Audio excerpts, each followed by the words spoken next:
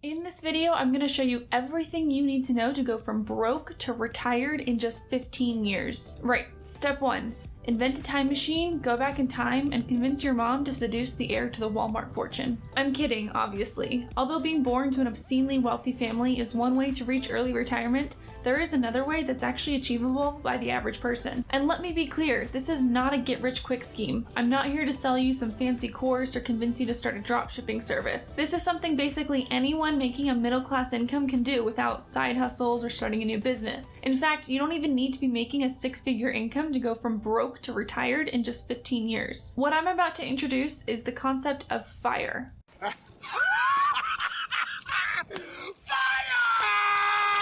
No, not that kind of FIRE. FIRE stands for Financially Independent / Retiring Early, and it's a community built around the idea of living as frugally as possible, investing as much as you can, and saying goodbye to the shackles of working for your lifestyle as fast as possible. And though the FIRE community is pretty active within itself, you really don't hear too much about it in the mainstream media. Even the really big personal finance gurus like Dave Ramsey don't really push this topic too much on their listeners. Honestly, I think there's a lot that Dave Ramsey believes that's just a little bit problematic in my opinion. He's really good at getting people out of debt, but not much else. I could probably make a whole separate video on all the things that I think he says that are just bad advice personally. In fact, I think I probably will make a video about that, so be sure to hit that subscribe button if you want to see me rant about everything wrong with Dave Ramsey. And while you're at it, please be sure to give this video a thumbs up. It really helps out small creators like myself continue making content. And I also recently started an Instagram, and yes, I realize it's taken me 2 months to do this. I'm just a terrible excuse for a Gen Zer.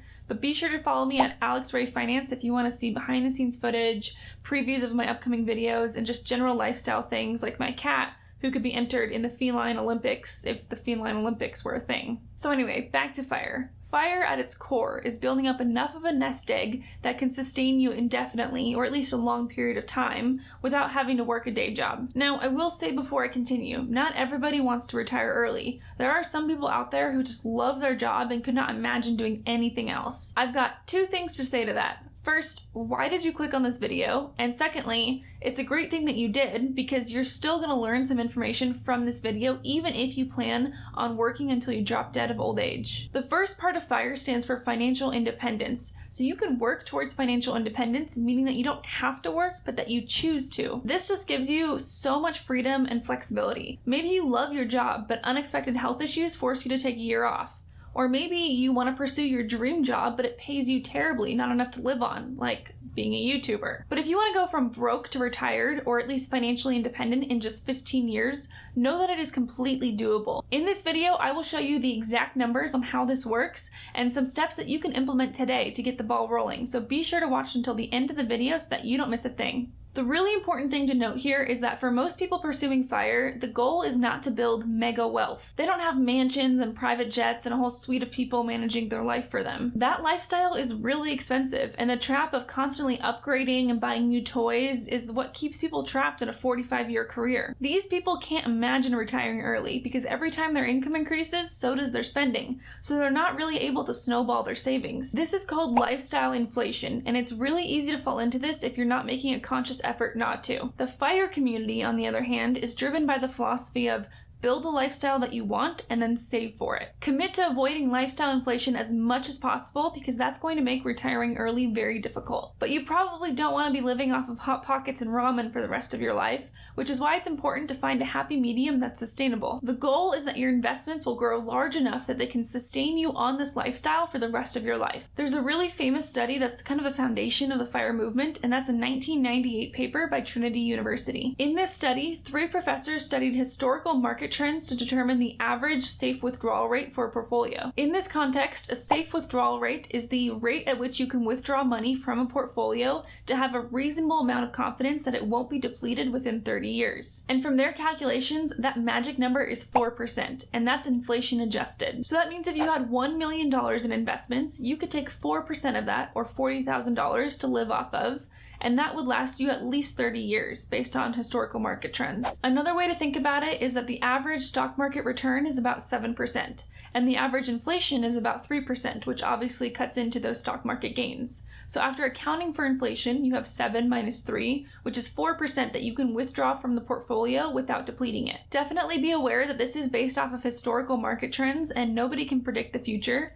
but we also have no reason to believe that the market will perform vastly differently than it did in the last 50 years. Your own personal safe withdrawal rate will adjust a little bit up or down based off of your portfolio allocation, so how much is in stocks versus bonds, how long you need that portfolio to last, because if you're retiring at 35, you'll probably need it longer than 30 years, and just your own personal risk tolerance. Within the FIRE community, a 3% withdrawal rate is seen as pretty much the most conservative number there is. So if you plan on retiring very early or just have a lower risk tolerance, you can use this number for your calculations. So the very first thing you need to do if you want to go from broke to retired in just 15 years is calculate your FIRE number. This is the size of the investment portfolio that you need in order to live off of the amount that you can safely withdraw. In order to do this, you need to first figure out how much it costs to maintain your lifestyle, or rather how much it will cost to maintain your lifestyle in retirement if that number is different than it is now. For example, let's say that you add everything up and you decide that you need to spend $50,000 a year to sustain your lifestyle. All you need to do is multiply that number by 25, and that will tell you the size of the investment portfolio that you need in order to withdraw 4% safely each year. So $50,000 times 25 is $1.25 million. And if your goal is to retire early, don't forget to factor in any big life events that might happen after you retire. For example, let's say that you retire at 40 and your kids are still in high school. Do you plan on paying for their college? Or maybe their future weddings? I would definitely be more conservative with this number if possible. You don't want to retire early and then run out of money unexpectedly because your expenses went higher than you predicted. We'll definitely cover what to do in that situation later in this video, so be sure to keep watching, but I would definitely recommend overestimating your expenses just a little bit. So you've decided where the finish line is by calculating your FIRE number. Now you need to tie your shoes and warm up for the race. These next few things are going to sound pretty basic, so please bear with me, but I did promise you guys a step-by-step guide on how to go from broke to retired in just 15 years, and these steps, even if they are basic, are very critical. I promise there will be information in here that is probably new to you. I like to think that the path to financial independence is pretty simple. Not easy, but pretty simple. The very first thing you need to do is start tracking your money. I just cannot overstate how important this is. Tracking every single penny is the best thing you can do if your goal is financial independence. Personally, I use Excel because I'm a weird nerd who really enjoys making spreadsheets, but there are some great apps out there that will do this for you. Some of the biggest ones are Mint and YNAB, short for You Need a Budget. These apps will be able to directly connect to your accounts and categorize your spending so you know exactly where your money is going. Spend $600 on takeout? It will tell you. Spend $400 at the plant store? It will also tell you. Once you have an idea of where your money is going, you need to come up with a budget. What are you wasting money on? What expenses can be reduced or eliminated entirely? For example, does that $10 drink on a night out provide you the same amount of satisfaction and entertainment as 1 month of Netflix? They both cost about the same, but that drink is over in 5 minutes, whereas Netflix could theoretically provide you with hours and hours of entertainment. Everybody is different here, and everybody will have different priorities, and coming up with a budget that's realistic and sustainable should really be a whole video by itself, so I really won't get into too much detail here. But overall, the goal here is to cut your expenses as much as possible without making you miserable.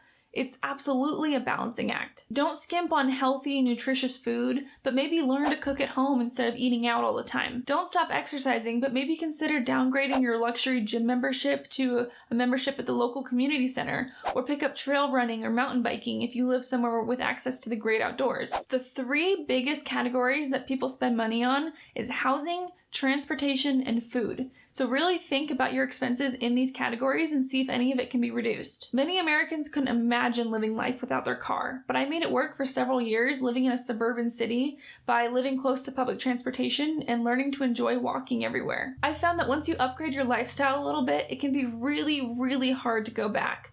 So whenever you're thinking about upgrading your house or your car, be really, really sure of that decision. Right, once you've budgeted and gotten your spending in control, now is time to focus on building your nest egg. This advice is going to be specific to the US, but most Western countries will have some version of this. Most people probably have access to a 401k and an IRA.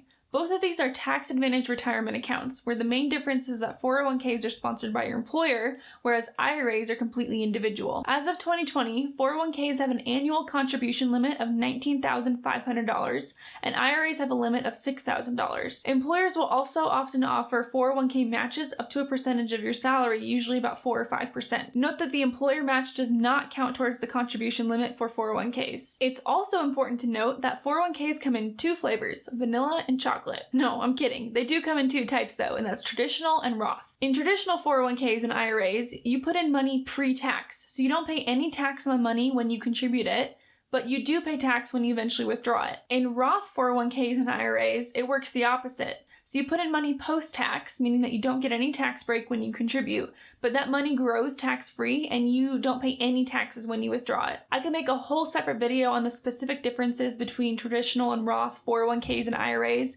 and I probably will in the future, but for now, let me just tell you what I do. Personally, I pair a traditional 401k with a Roth IRA. And this is mostly to take advantage of tax diversification. By putting some money in pre-tax and some money in post-tax, I'm diversifying my tax responsibility, giving me more options in retirement. From my time in the FIRE community, I think this is the strategy that most people follow, although there are some merits of doing all traditional or all Roth. You're also not eligible to contribute to a Roth account if you are a really high income earner. And many employers don't even offer Roth 401ks. Usually the only account they offer are traditional 401ks, so sometimes you won't even get the option. If you also have access to an HSA through your employer, you should max this out too. HSA stands for Health Savings Account, and it's a triple tax advantaged account that is meant to be used for health expenses. However, because of the way it's set up, it can also be used as a retirement account. Currently, the contribution limit for an HSA is $3,550, so it's not a huge account, but because it's triple tax advantage, it's not taxed when you put money in, it's not taxed on the growth of that money, and it's not taxed when you withdraw it, making it a really powerful tool on the path to financial independence. So if you have a limited amount of money and you're not able to max all 3 of these accounts, this is the order that I would prioritize them in. I go into more detail about why this order makes the most sense in another video, which I'll link up here. However, if you want to go from broke to retired in 15 years, which I'm assuming you do because you clicked on this video, it's vital that you max out these 3 accounts as fast as possible. If you've cut expenses as much as possible and you're still not able to max your 401k, your IRA, and your HSA, I would strongly encourage you to look into ways to increase your income, especially if your goal is to retire early. Maxing all of these accounts will require that you're making a decent amount of money, but probably less than you expect. Keep in mind that some of these accounts are tax advantaged when you contribute, meaning that you can put in money without paying taxes. This means that your paychecks are more financially efficient because you're able to avoid a good amount of income tax. And depending on where you live and how much you make, this could be significant, even several $100s per paycheck. If you're able to max your 401k, your IRA, and your HSA each year, that's $29,050 saved for retirement. Let's also assume that your employer gives you a $4,000 401k match, bringing up your total contributions to about $33,000 per year. At a 7% market return, you would have just over $920,000 invested after just 15 years. Under the 4% rule, you would be able to safely withdraw $36,800 per year for living expenses. In most cities, that can be a really solid lifestyle at $3,000 per month, especially if you're single and don't have kids. If you have fancier tastes, or you live in a higher cost of living city, or you have kids, you might want to consider saving a bit more. But let's say that's not possible. $33,000 per year between your different retirement accounts and your employer match is all you're able to contribute, which, by the way, is amazing. You should be really proud of yourself if you're able to get to this point, because very few people do. Well, all you need to do is just stretch your time frame a bit. Because of the wonders of compound growth, going from 15 years to 20 years will result in a portfolio of just under $1.5 million. And at a 4% withdrawal rate, that's about $60,000 per year to live on. Or maybe you're married and your spouse also works, and let's say that they're also able to contribute $33,000 per year, bringing your total contributions up to $66,000. At a 7% market return rate after just 15 years, your combined portfolio will be just over $1.8 million.